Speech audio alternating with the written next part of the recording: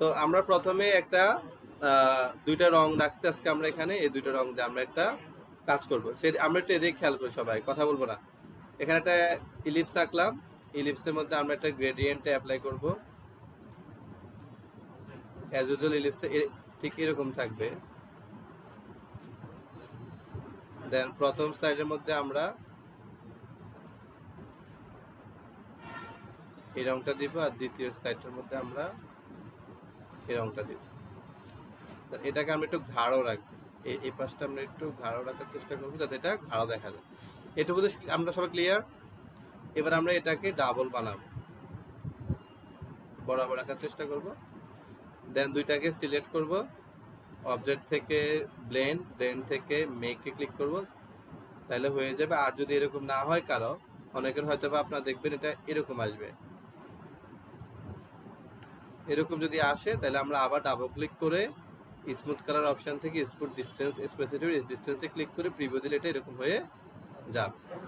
So এবার হচ্ছে আমাদের এটা তৈরি করা শেষ, মানে রঙের যে বিষয়টা আমাদের তৈরি করা শেষ। এবার আমরা একটা পাত আঁকবো। পাতটা কয়েক রকম হতে পারে, চাইলে আমি পেন টুল দিয়ে আমার নামের একটা অংশ দিতে পারি, এখানে একটা চিহ্ন দিলাম, আবার এখানে একটা দিলাম।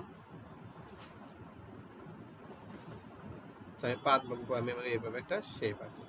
ওকে, এটাকে আমি স্ট্রোকে কনভার্ট করলাম যাতে এটা দেখা যায়। দেন এটাকে আমি অবজেক্ট থেকে কম্পাউন্ড পাথ, কম্পাউন্ড কাট থেকে মেক, আবার এটাকে আমি রিলিজ রাইট বাটনে ক্লিক করে রিলিজ কম্পাউন্ড পাথ। এবার দুইটাকে আমার কি করতে হবে, সিলেক্ট করতে হবে। দুইটাকে সিলেক্ট করার পরে আমি এই যে এটাকে নিয়ে আসবো কোথায়, এখানে। দেন আমি অবজেক্ট থেকে ব্লেন্ড, ব্লেন্ড থেকে রিপ্লেস, রিপ্লেস করে দিব কোথায়, ওই যে পাশে যেটা আমি নতুন করে আঁকলাম নাকি, রিপ্লেস দিব, এটা এখানে চলে আসছে, দেখছেন। এবার এটাকে আমরা স্মুথ করে ফেলবো। সেক্ষেত্রে এভাবে করতে পারি, আমরা উইন্ডোজ থেকে আমরা অ্যাপিয়ারেন্স মেনুটা নিয়ে আসবো। অ্যাপিয়ারেন্স মেনুটা আমাদের এখানে আসছে। দেন এখান থেকে আমরা অবশ্যই এটাকে আমার সিলেক্ট করতে হবে, না থাকলে কিন্তু এটার মধ্যে কাজ হবে না।